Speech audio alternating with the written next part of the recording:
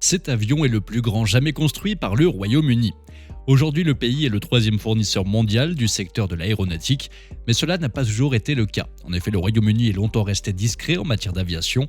Pourtant, la conception du Brabazon est aujourd'hui encore bien présente. En réalité, qu'est-ce que le Brabazon ?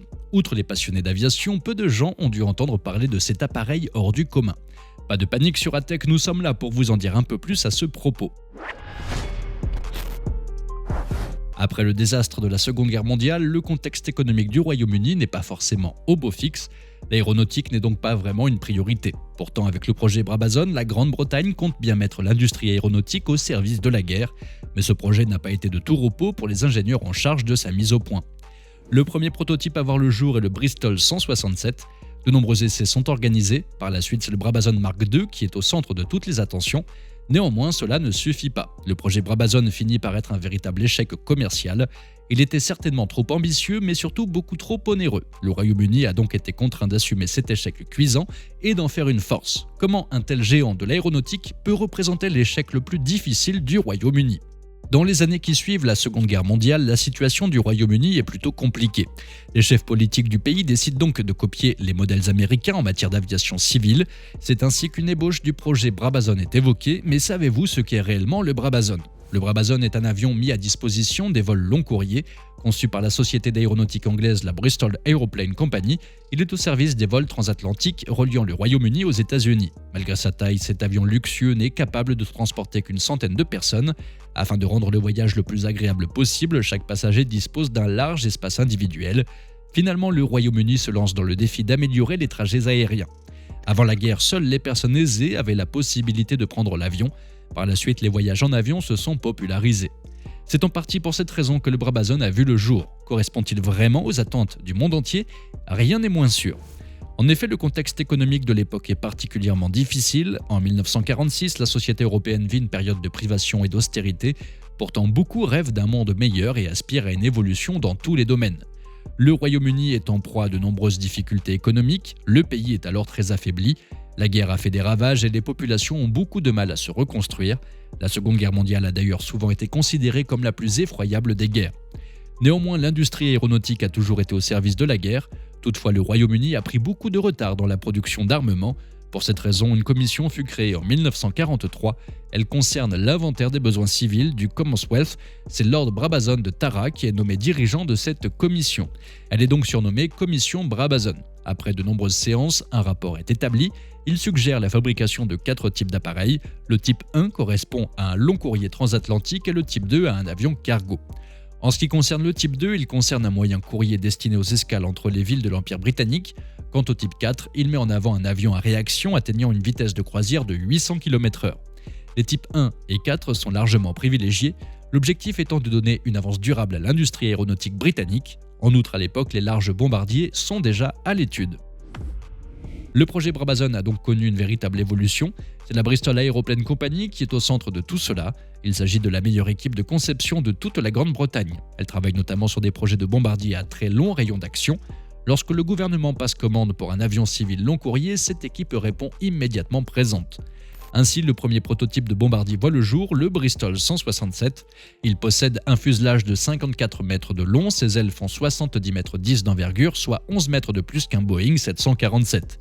Il dispose aussi d'un moteur en étoile à 18 cylindres jumelé dans les ailes. Ce dernier entraîne 8 hélices. De plus, le Bristol 167 répond aux multiples exigences luxueuses du rapport Brabazon. Il est donc prévu pour un fuselage de 8 mètres de diamètre avec 2 niveaux sur toute la longueur. Il comporte 80 couchettes, un restaurant, une salle de cinéma, une large promenade et un bar. Au départ, il avait la possibilité d'accueillir 150 passagers, mais les débats à ce propos sont nombreux. Finalement, l'avant de l'appareil est divisé en 6 compartiments, pouvant accueillir 6 passagers chacun. Un 7e compartiment voit le jour, n'accueillant que 3 passagers. Une section centrale surplombe aussi les ailes. Elle dispose de 38 sièges, d'une cave à vin et d'un coin cuisine. À l'arrière, l'espace cinéma comporte 23 sièges ainsi qu'un coin bar. Le Brabazon représente donc l'espoir d'après-guerre. Il permet donc aux bombardiers de retrouver leur place dans un contexte économique malmené. Malheureusement, ce prototype était beaucoup trop lourd.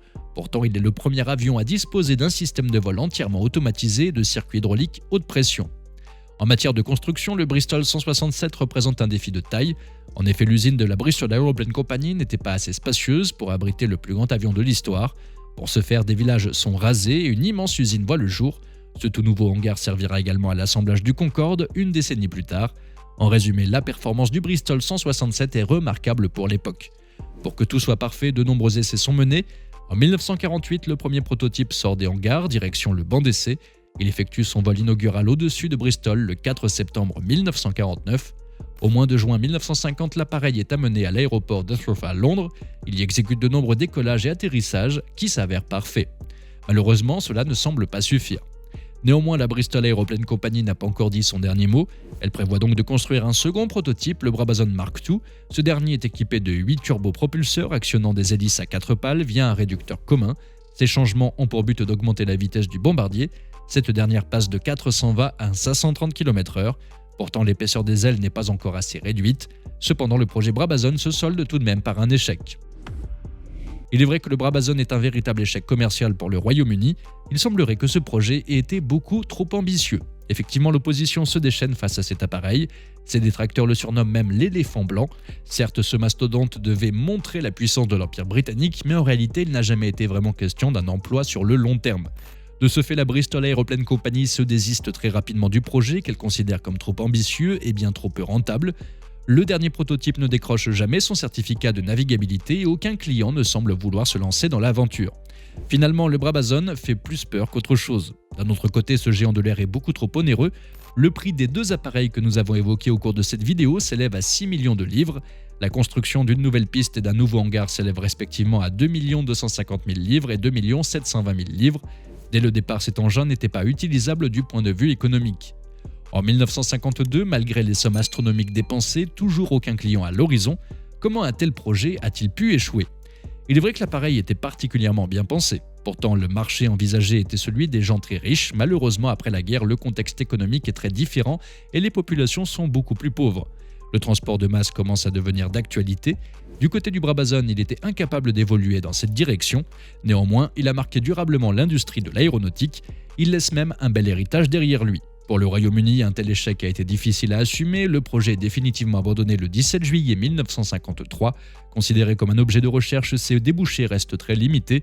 Un tel investissement économique et financier n'est donc pas justifié. En effet, pour terminer le prototype Mark II, 2 millions de livres supplémentaires auraient été nécessaires. Le premier prototype fut démonté et revendu à des ferrailleurs pour 10 000 livres. Le prototype Mark II est toujours resté inachevé.